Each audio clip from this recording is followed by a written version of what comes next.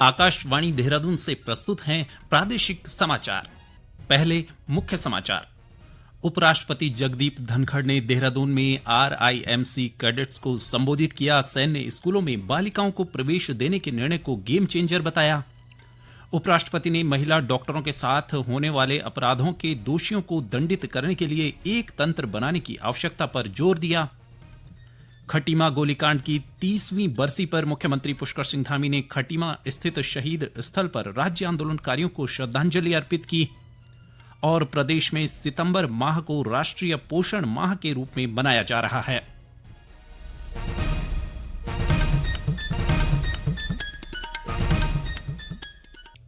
नमस्कार। दोपहर समाचारों के साथ मैं संजय भंडारी। और अब समाचार विस्तार से।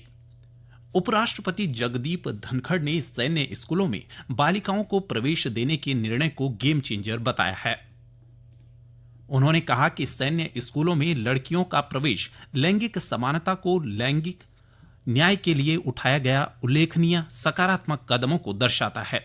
आज राष्ट्रीय Indian military college RIMC Dehradun के कैडेट्स को संबोधित करते हुए श्री धनखड़ ने कहा कि उन्हें भविष्य की चुनौतियों का सामना करने और विश्व के कल्याण में योगदान देने के लिए तैयार किया जा रहा है।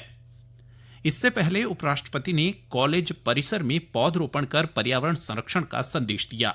उन्होंने RIMC के सभी कैडेट्स को एक पेड़ मां के नाम अभियान से जोड़कर पौधरोपण करने का आह्वान भी किया।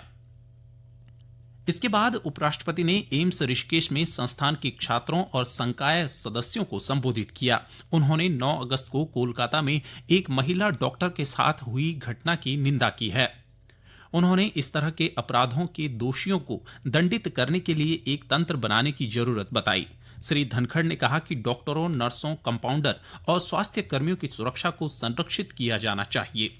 उन्होंने कहा कि स्वास्थ्य सेवा कर्मी देश में भावनात्मक रूप से सेवा करने वाला एकमात्र समुदाय है। उन्होंने जोर दिया कि इस तरह के जघन्य अपराधों से मानवता को शर्मसार करने वालों पर कार्रवाई करनी होगी। उत्तराखंड पर्यटन विकास बोर्ड को स्थानीय समुदायों को रोजगार और कौशल प्रदान करने की श्रेणी में इस वर्ष के ICRT इंडिया और उप महाद्वीप पुरस्कार 2024 के संस्करण में सिल्वर अवार्ड से सम्मानित किया गया है। नई दिल्ली में आयोजित एक समारोह में इस पुरस्कार को प्रदेश के पर्यटन मंत्री सतपाल महाराज ने प्राप्त किया। इस अवसर पर उन्होंने उत्तराखंड पर्यटन विकास बोर्ड की महत्वपूर्ण पहलों के बारे में जानकारी दी। पर्यटन मंत्री ने बताया कि बोर्ड की दूर दराज क्षेत्रों में गाइड्स को प्रशिक्षित करने की प्रतिबद्धता उत्तराखंड में पर्यटन को स्थायी और समावेशी तरीके से बढ़ावा देने की उनकी दृढ़ निष्ठा को दर्शाती है। यह दूरदर्शी दृष्टिकोण न केवल पर्यटन परिदृश्य को समृद्ध करता है, बल्कि स्थानीय समुदायों को रोजगार और आर्थिक उन्नति के अमूल्य अवसर प्रदान करता है। श्री महाराज ने कहा कि 1000 धरोहर टूर गाइड्स और 550 प्रकृति गाइड्स को प्रशिक्षित करके यह कार्यक्रम न केवल लोगों को उत्तराखंड की समृद्ध धरोहर और विविध प्राकृतिक परिदृश्यों के बारे में जानकारी प्रदान करता है, बल्कि एक कुशल पेशेवरों का समूह भी तैयार करता है जो पर्यटकों को प्रभावशाली और सूचनापरक अनुभव प्रदान कर सकते हैं।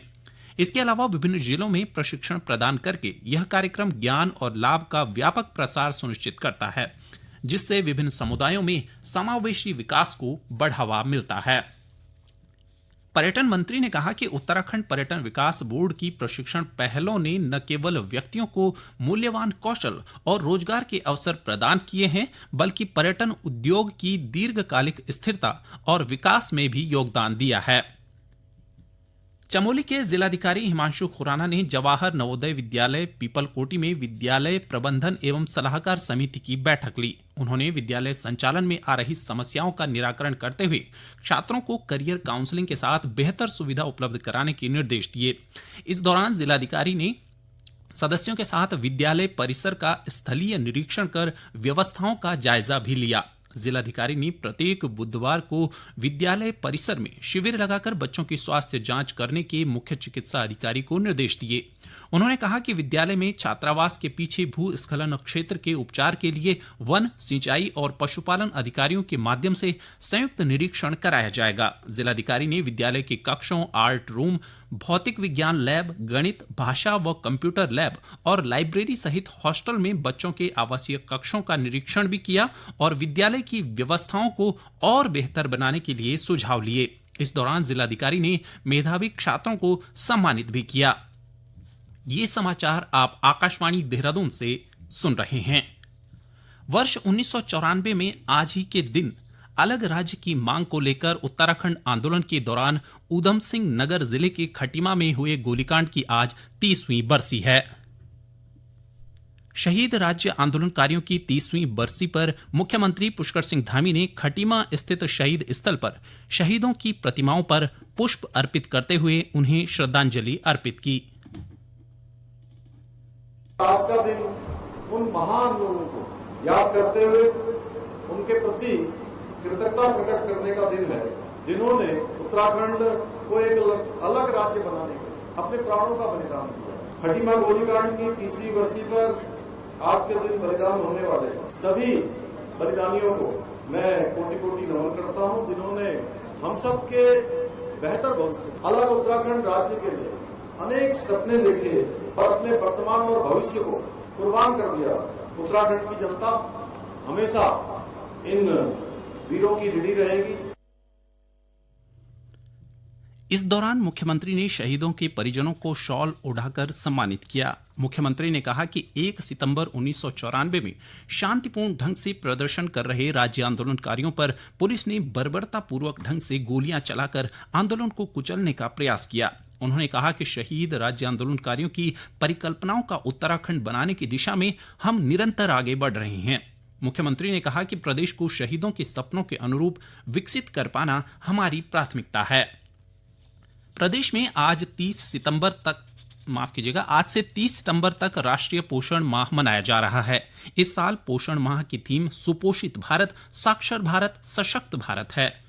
प्रदेश भर में इस अवसर पर बच्चों और महिलाओं की पोषण स्थिति को बेहतर बनाने के अपने प्रयासों को मजबूत करने के लिए 1 घंटे के भीतर स्तनपान की शुरुआत, जन्म के बाद पहले 6 महीने तक केवल स्तनपान, उम्र के हिसाब से पूरक आहार की आदतें और एनीमिया की रोकथाम प्रबंधन के बारे में जागरूकता पैदा करने हेतु प्रदेश भर में अभियान संचालित किया जा रहा है। राष्ट्रीय पोषण माह का उद्देश्य लोगों में पोषण संबंधी जागरूकता को बढ़ाना है। प्रदेश में निकाय प्रशासकों का कार्यकाल एक बार फिर बढ़ाया गया है। इस बार नए बोर्ड के गठन तक कार्यकाल बढ़ाया गया है। निकायों का कार्यकाल 2 दिसंबर 2023 को खत्म हो गया था। गत 2 जून को 3 माह के लिए प्रशासकों का कार्यकाल बढ़ाया गया था। अब तीसरी बार फिर कार्यकाल बढ़ाया गया है। शहरी विकास विभाग के सचिव नितेश कुमार झा की ओर से इस संबंध में पत्र जारी किया गया है।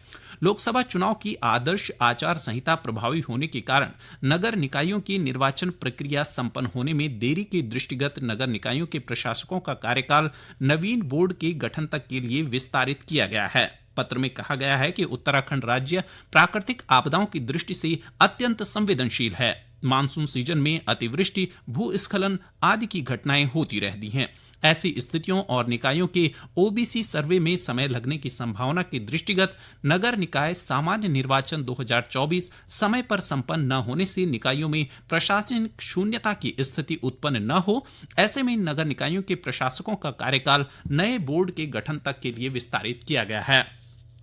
वर्ष 1878 में स्थापित नैनीताल का छावनी परिषद जल्द ही देश का पहला सीसीटीवी आच्छादित छावनी परिषद बनने जा रहा है। इस महत्वपूर्ण पहल को त्रिनेत्र अभियान के तहत छावनी परिषद प्रबंधन ने तैयार किया है, जिसके तहत पूरे क्षेत्र को सीसीटीवी कैमरों, एलईडी और फ्लड लाइटों से सुरक्षित किया जाएगा।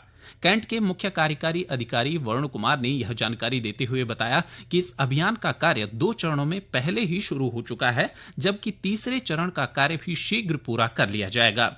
इस परियोजना को सितंबर में प्रभावी करने की योजना बनाई गई है, जिसके बाद नैनीताल छावनी परिषद सुरक्षित कैंट के रूप में पहचाना जाएगा। इस अभियान के तहत पूरे छावनी क्षेत्र को सुरक्षित बनाने के लिए सीसीटीवी कैमरों के साथ साथ 300 एलईडी लाइट, 100 सोलर लाइट और 60 फ्लड लाइट लगाने की पहल की है। साथ ही अब तक 200 सीसीटीवी कैमरों में से 150 कैमरे लगाए जा चुके हैं, जबकि शेष का कार्य प्रगति पर है। नैनीताल छावनी परिषद की इस पहल के बाद यह देश की पहली छावनी परिषद बन जाएगी जो सीसीटीवी कवरेज से पूरी तरह सुरक्षित होगी। अंत में मुख्य समाचार एक बार फिर।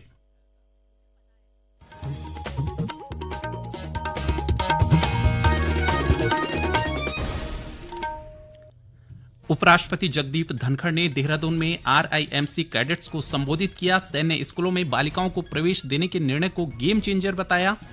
उपराष्ट्रपति ने महिला डॉक्टरों के साथ होने वाले अपराधों के दोषियों को दंडित करने के लिए एक तंत्र बनाने की आवश्यकता पर जोर दिया। खटीमा गोलीकांड की 30वीं बरसी पर मुख्यमंत्री पुष्कर सिंह धामी ने खटीमा स्थित शहीद स्थल पर राज्य आंदोलनकारियों को श्रद्धांजलि अर्पित की। और प्रदेश में सितंबर माह को राष्ट्रीय पोषण माह के रूप में मनाया जा रहा है। इसके साथ ही प्रादेशिक समाचार का ये बुलेटिन समाप्त हुआ। नमस्कार।